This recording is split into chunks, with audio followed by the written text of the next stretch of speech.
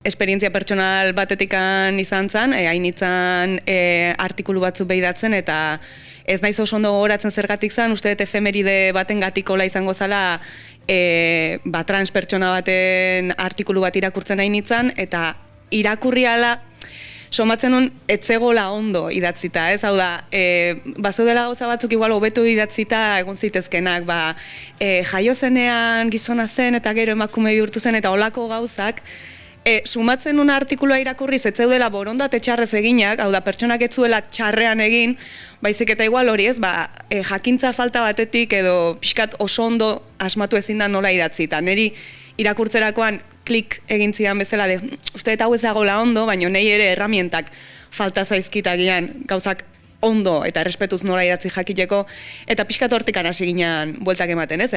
Nola ote daukagu idatzita gai honen inguruko edukia, ez? Ondo ote dago, zer falta zaio, zer beharko luke komunitateak gai hauek ondo lantzeko, eta pixkat hortikan abitu ginen.